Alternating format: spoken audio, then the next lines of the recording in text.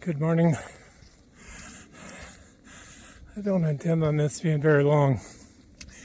One of the things that hiking does is allow you to think, which I don't seem to have any problem with anyway. But I thought to myself, how many things were actually legal in my life and supported by the religion I was indoctrinated into?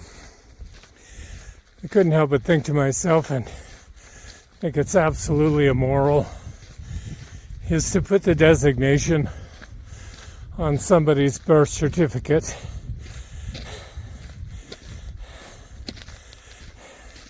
that they are illegitimate. How would you like to look at your birth certificate and see that it says, you're an illegitimate person. You should not exist. Why?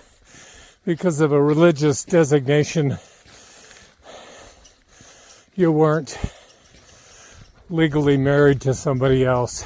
I think it's absolutely immoral. One thing that was also that I believe is immoral is the concept of mixed race marriages. I think it's absolutely immoral. It was supported by religion, if not created by it. It was part of America for a long time.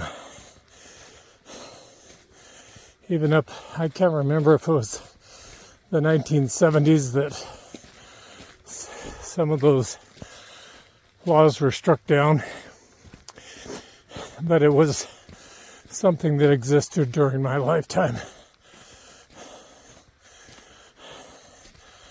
The acceptance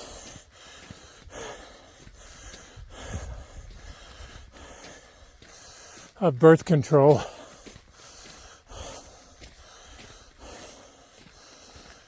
I know it was the late 60s or something. It was still a part of my life that women didn't have the even right or access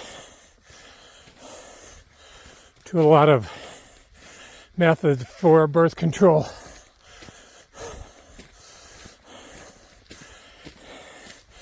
Which was driven by religion. I'm not going to say that that Christianity is the only religion. I don't believe it is. That creates these rules and tries to promote them as a society. That happens to be a couple of the ones that I think are immoral.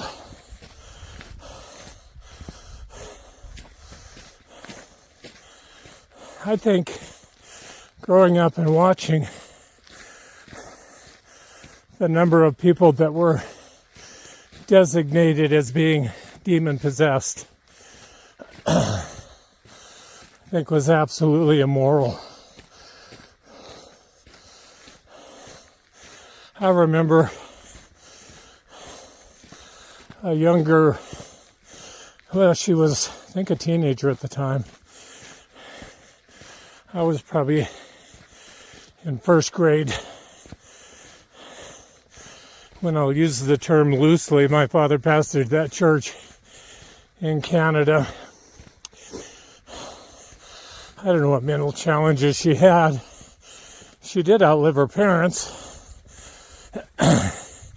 and was in a home for adults with challenges. And she was pretty severely challenged.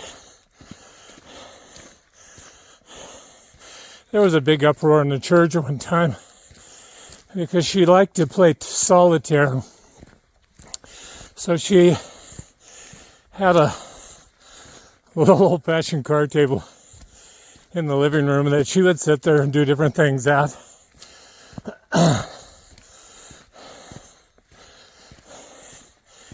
And she was using a deck of cards. And a good number of people in church, I wouldn't be the least bit surprised, some people left because she was allowed to play with that deck of cards. What absolute stupidity. There are more. That's just absolutely asinine to me.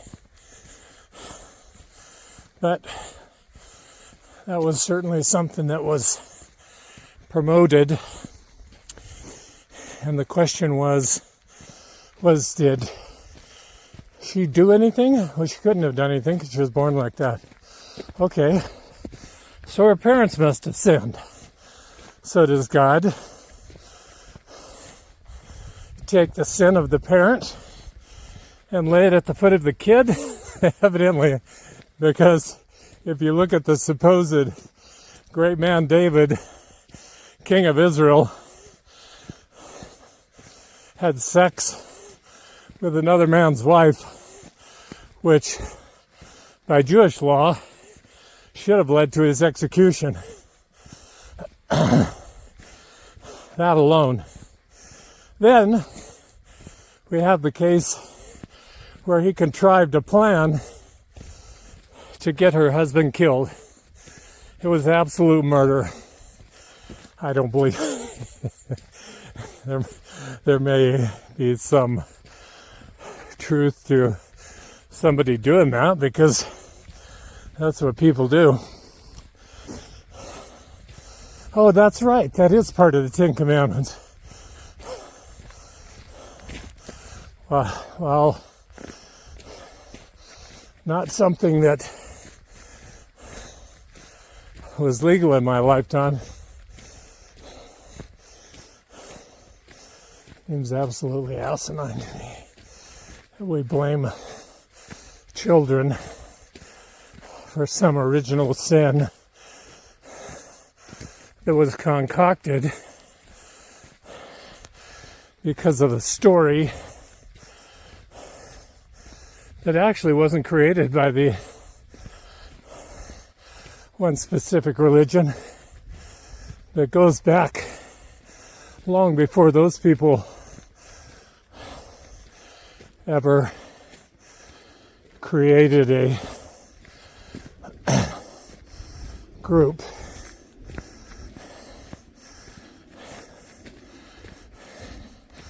But they certainly blame people. They were always casting out devils.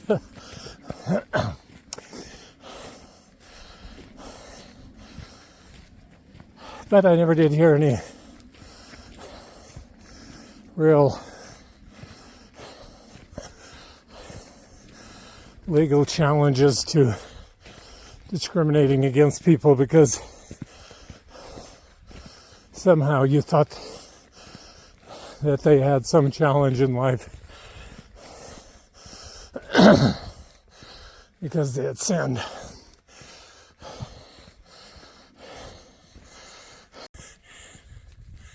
Well, I've made it about 4 miles. Not bad, an hour and a half. A couple other items that were illegal during my lifetime. When I was 17, my dad told me, I still remember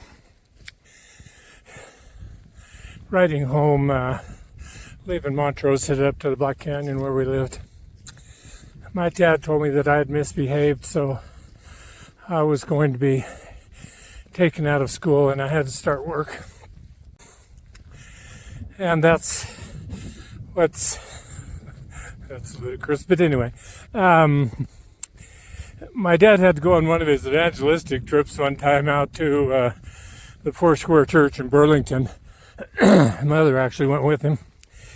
And he actually took a car that he was going to give to the guy. That's just a side note. It's nothing illegal with it, even if he wasn't providing for his family. Just to pump his ego. When he was gone, he was mad when he got back because the mill had paid me directly for cutting right away. Because while I still went up by myself, Fred, Uncle Allie's boy, was cutting right away with me. We were cutting right away. They could build a road down into a new stretch of timber. Anyway, when the mill paid me, it said on my check the single rate. They had a rate for if you were married. You actually got a higher rate than if you were single. If they were single, you got the single rate. And that was legal to discriminate based on whether you were married or not. That not only happened in my lifetime, that happened in the 1970s. Do I think it's immoral? I don't know. I guess people will figure that out, or they can have the discussion. They rarely discuss anything. But anyway, one of the things that was legal in my lifetime is there were numerous states in the 50s that the legal age for consent in marriage was 12 years old. And if you don't think that was supported by religion, you need to study the age of consent with different religions. And by no means is Christianity alone in that. There are other religions that even had a lower consent. I gotta admit, I think that if a guy's 71 years old and he marries a 9-year-old girl, I don't think I need religion to tell me that that's immoral. Anyway, that was one thing that was legal in my lifetime. One of the other things that was legal in my lifetime was to discriminate against people based on who they loved. During my lifetime in the United States, you could be put in prison for being homosexual. Although it has been a part of human existence and even beyond that in other mammals.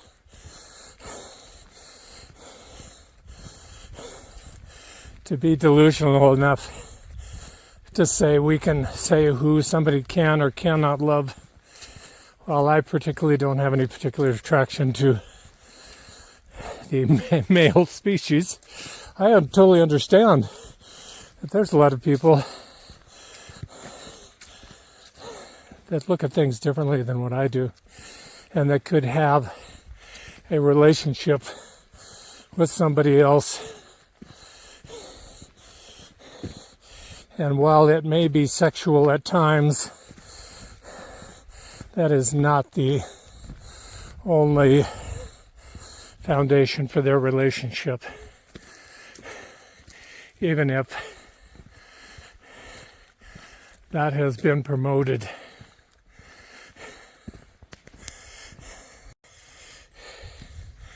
Well, here we are a couple miles later, none the wiser.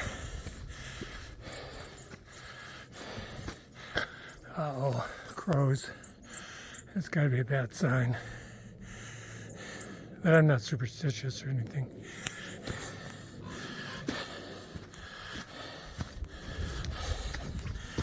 This is the top of Oaks-Anita Peak.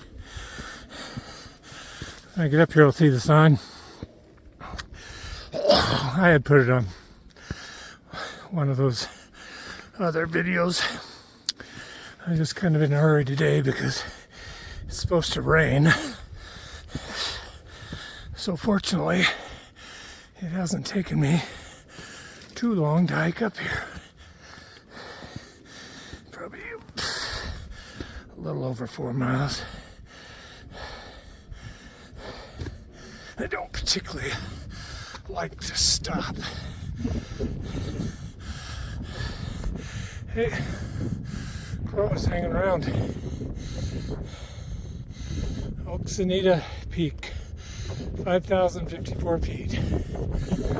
Right over there's the trail I came up. It's 4 point some miles. And I guess right down there in that valley, you can see Oxenita 1,000 Trails where I'm at. That direction straight in front of us is out towards San Diego. Back to my daily topic of shit that was illegal or not illegal during my lifetime. During my lifetime, marital rape was legal. You could beat your wife, throw her on the bed, rape her, and there was nothing she could do about it. It wasn't until the 1970s, in 1974, a couple of states made some laws against it. What blows my mind to a certain extent was it was during my daughter's lifetime that it was finally outlawed, but simply because they outlaw something, don't believe that puts an end to it, because it was 1994 that there was finally legislation passed that outlawed the rape of your spouse. Up until all that time, plenty of good religious people supported those laws and don't believe it didn't happen. One of the other things I think is a note that has a relationship to my family that eventually I'll probably share some of the information about it, but it wasn't until actually I was 10 years old. I gotta get out of the sun. That forced sorry, I had to get down from a rock. That forced segregation was still legal in the 1950s and even up into the 1960s. It was legal to force people to not allow them to give them access to things or force them to go to particular schools based solely on the color of their skin, not their academic excellence, not their financial means, just on the color of their skin.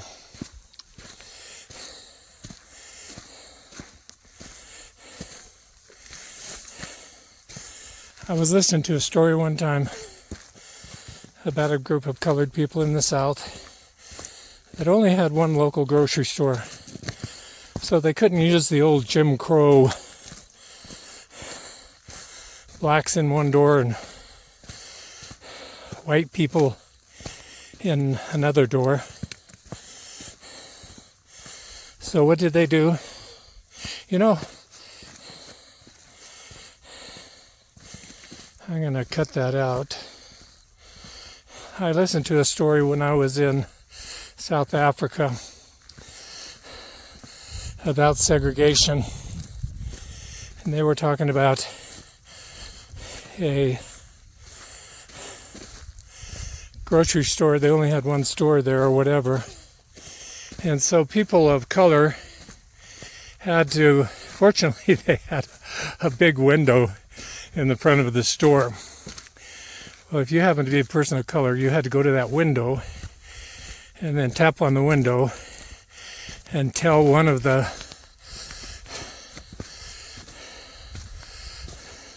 staff, customer service people,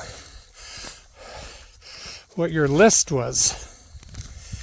And they would go around the store and gather up your list and then come out and get your money and then give you your groceries that they weren't allowed in the store. Having gone to South Africa and listened to a guy about my age talk about his regrets and his involvement in apartheid and discrimination, reminds me of when I was young.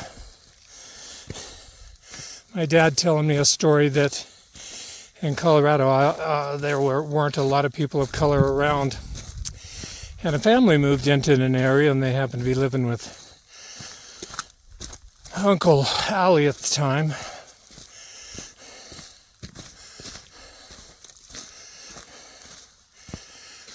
But this family moved into the valley or area. I'm sure it was some probably more remote. And they said that the younger kids, including my father, used to go out and play, and the little kids from this family would come over and play, and everything was okay. And then one day, and I don't mean this to begrudge Uncle Allie because I loved him dearly and understand a little bit, although I don't excuse it, but anyway. Uncle Allie came out and told him that those people were colored and that they shouldn't be playing with them, and went into it a little more extensive than that. My dad told me after that, when the little kids came over, they would throw rocks at him. But it wasn't illegal until 1964 to discriminate against people just because of the color of their skin. And make no mistake, I sit in church on many a day and listen to my father make derogatory comments and statements about the origins of people of color.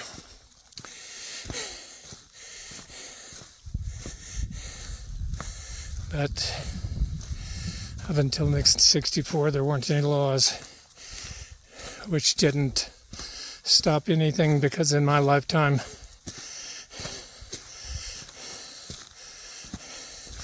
people were actively discriminated and put into communities of destitution, were excluded from jobs, excluded the right to move into communities, all by good religious folk.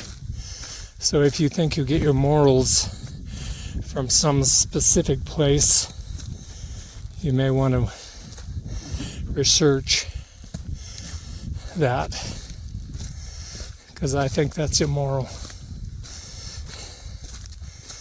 I don't think that we should be discriminating against people based on their color of their skin, their gender,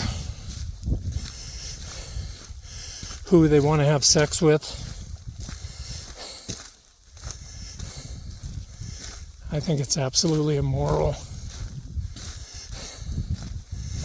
Another thing that wasn't particularly illegal on a federal level shows the willingness of states to circumvent laws or whatever. There are several places I think that still exist in the United States and did over the course of my life that unless you were willing to say that there was some kind of a supreme being, you could be excluded from holding office. I think that's immoral as well.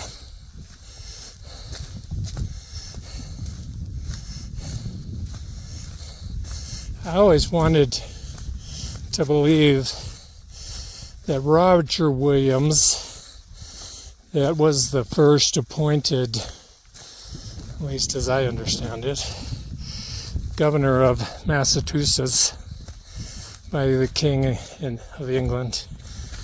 I would say which one, but I might be wrong. When the King had sent him the declaration saying that we're pronouncing him the first governor of the Massachusetts colony, he responded, which got him in a whole hell of a lot of hot water. Who the fuck do we think we are that we can come to another world and appoint governors over areas and take ownership of it? He also believed that the Native Americans should be able to have their own religion. And although he was a Puritan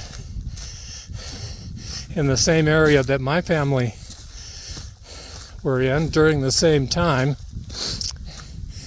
it seems that nobody was in favor of actually giving equal rights to the Native American population. And make no mistake, we were not discovering America. We came to occupy it, and in some cases, as my family, create the new spiritual homeland by stealing somebody else's property.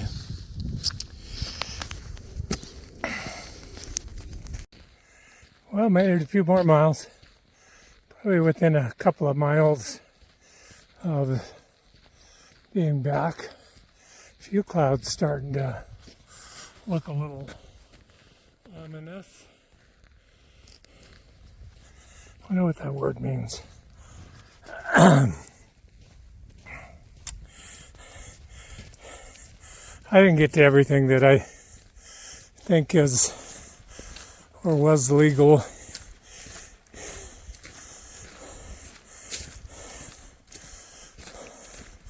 The Ten Commandments, post in the Ten Commandments, there wasn't really anything up until the 1980s. It wasn't either legal or illegal. Some chose to do it, some chose not to. Understand that the Bible violates all of the Ten Commandments. The patriarchal community violates all of the Ten Commandments. The Ten Commandments were borrowed from other groups, but they did become illegal with other groups like the non-Hamadi, not Hamadi library,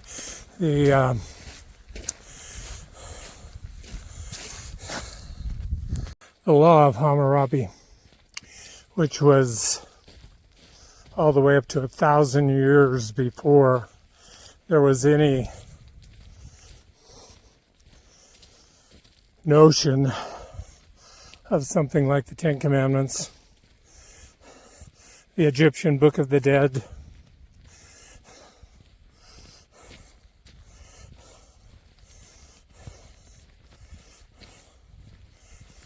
Judaism's stories were borrowed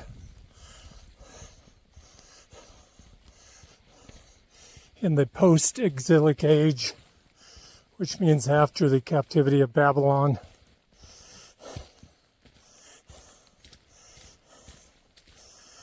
And in 1980, it was outlawed and became illegal to post the shit. I wonder why it is that we don't post all 613 of the laws that pertain to the Jewish religion. May want to check that out. Some of them are pretty horrendous. But anyway, in the 1980s, it became illegal. And now we continue to support our own ignorance by saying, boy, those days in the 1950s, that was the good old days. Sure the fuck wasn't for a lot of people. And there were a lot of things that were immoral that were changed by social pressure. People that were never in it can't really understand how repressive, and I don't blame religion for my upbringing in its entirety. Religion quite often is just used as a supporting document for people's bad behavior. When I was a little kid, and my brothers and sisters, we were constantly told that children are to be seen and not heard.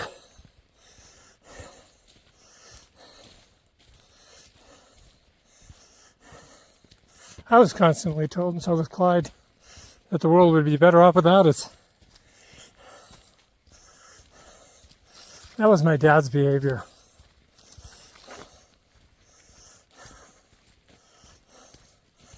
There were lots of parts of what took place,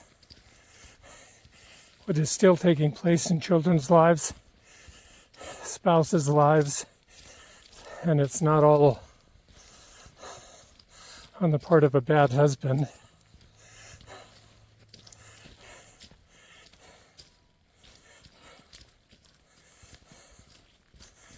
When we were young, we were not only told that children are to be seen and not heard. If I would have addressed an adult by their first name or questioned something they were saying, if I wasn't knocked to the ground right there, I certainly would have been beat. It's not by any means comical, but Clyde, we were living in Colorado. I think Clyde was in the second or third grade. I still remember we were living in that trailer park out on Orchard Mesa. Clyde went in and told Dad that he had learned a new word. What a mistake that was. You want to know what that new word was? God damn it. Now, if you knew my dad, you would understand his immediate response was to beat him. Don't sit down and explain. You know, we don't use that word. That's not a good word, or pass along any understanding. You just beat the little shit. So what it taught you was that if you want to share something with your parent, you better be damn fucking careful.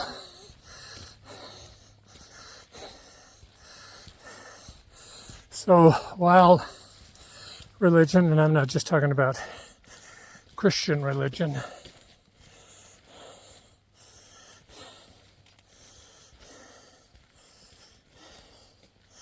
and being there are over 40,000 particular denominations in Christian, you can pick your flavor.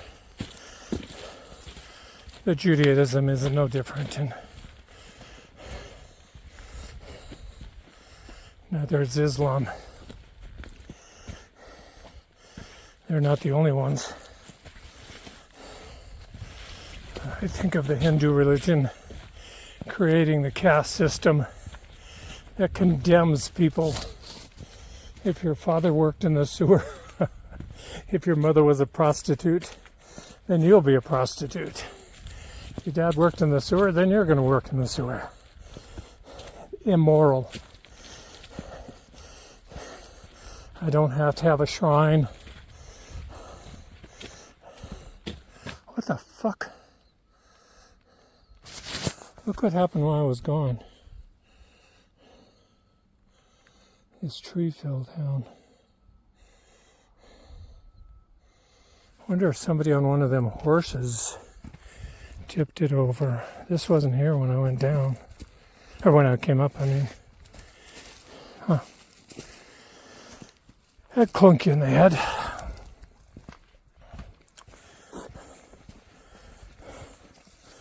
When mankind became aware of himself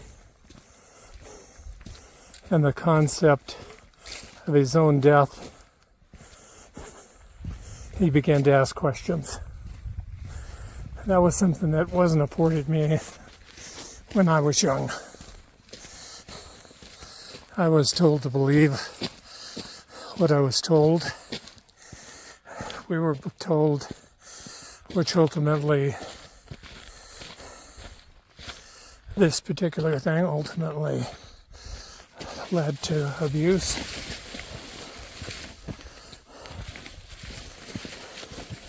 Never question an adult.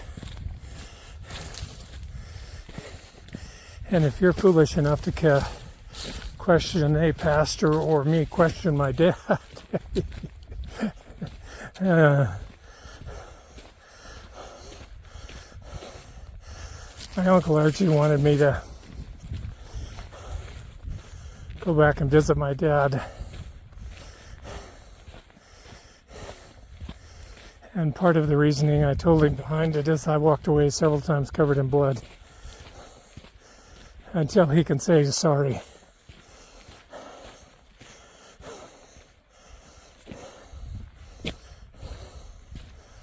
I will continue with my exclusion of him in my life. And I told him if that is a problem, then I will respect your wishes and not come and visit.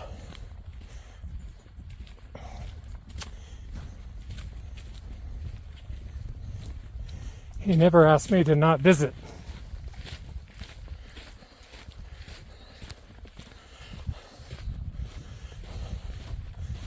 Well, only a few more miles and I'll make it back. I'm almost back to the hacienda. 8.5 miles or a little better in 3.5 hours is pretty good for me, but I wanted to get back here in time. I can do 8.5 miles without stopping. I may have stopped for a minute, but I can go 8.5 miles without stopping. I guess I just want to finish this up. Who knows whether I'll actually post it or not.